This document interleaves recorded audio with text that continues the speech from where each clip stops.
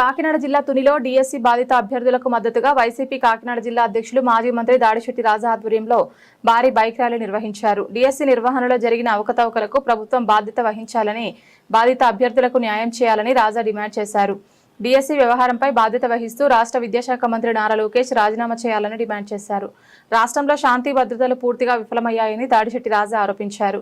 రాజమండ్రిలో డాక్టర్ ప్రియాంక హత్య ఘటనలో నిందితులను శిక్షించే విషయంలో ప్రభుత్వం అలసత్వం వహిస్తోందని విమర్శించారు.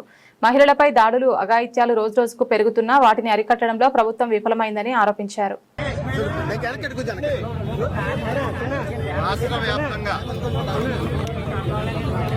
ఈరోజు ఆంధ్ర రాష్ట్ర వ్యాప్తంగా నిర్వహించిన డీఎస్సీ పరీక్షల్లో అవకతవకలు జరిగాయని చెప్పేసి ఈ రాష్ట్ర వ్యాప్తంగా యువతంతా నిరసన తెలియజేస్తుంది.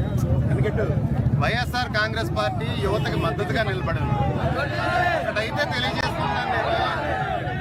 తెలియజేసుకున్నాను నేను 16,000 డిఎస్సీ 16,000 నోటిఫికేషన్ తీస్తే అభ్యర్థులందరూ లక్షలాది మంది కష్టపడి చదువుకుంటే, లక్షలాది మంది వారందరూ ఎగ్జామ్ రాస్తే అందులో కొన్ని పోస్టుల్లో ఏదైతే వికలాంగులకు ఇచ్చిన పోస్టుల్లో కానీ ఏదైతే క్రీడలకు సంబంధించిన పోస్టుల్లో కానీ అవకతవకలు జరిగాయని చెప్పేసి ఒక ఆరోపణ రాష్ట్ర వ్యాప్తంగా అభ్యర్థులందరూ ఆరోపణ చేస్తున్నారు, నిరసన తెలియజేస్తున్నారు.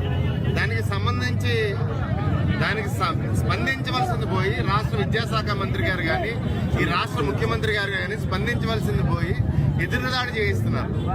ఏదైతే కష్టపడి ఉద్యోగాలు వచ్చిన అభ్యర్థులతో ఎదురుదాడి చేస్తున్నారు.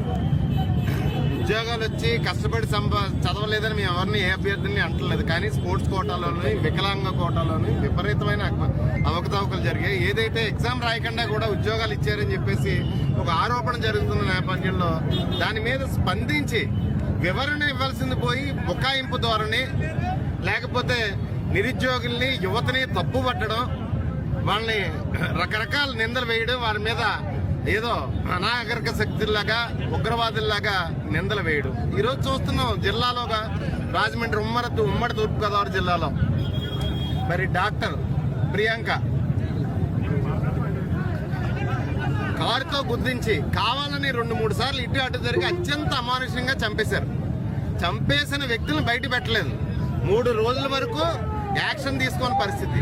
మరి ఆ తండ్రి గొప్పలు పెడుతున్నాడు, అయ్యా మేము వైశ్యాసమే, దిక్కు దిమాండం లేకుండా ఉంది, మాకు ఇక్కడ వ్యవస్థలు మమ్మల్ని పట్టించుకోవటం లేదు, ఈ వ్యవస్థలన్నీ మమ్మల్ని మోసం చేస్తున్నాయని చెప్పేసి తండ్రి గొగ్గోలు పెడతారు. కూతురు చనిపోతే 10 రోజులు మృత్యుతో పోరాడి కూతురు చనిపోతే ఇంకా నిందితులను బయట పెట్టట్లేదు. నిందితుల పేర్లు కానీ నిందితులు కానీ ఎవరన్నది బయట పెట్టట్లేదు ఈరోజు వ్యవస్థలో. మరి ఈ విధంగా రాజ్యాంగం ఉంటే మీరు రెడ్ బుక్ ఎప్పుడైతే తీర్చారో అసలు రాజ్యాంగం అపహాస్యం పాలైంది.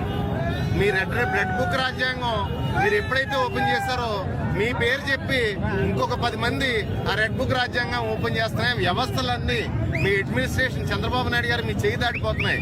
దయచేసి పిల్లల్ని కాపాడండి. ఎంతో ఆశతో భవిష్యత్తుతో ప్రియాంక అన్న ఒక డాక్టర్ ప్రాణాలు తీశారు.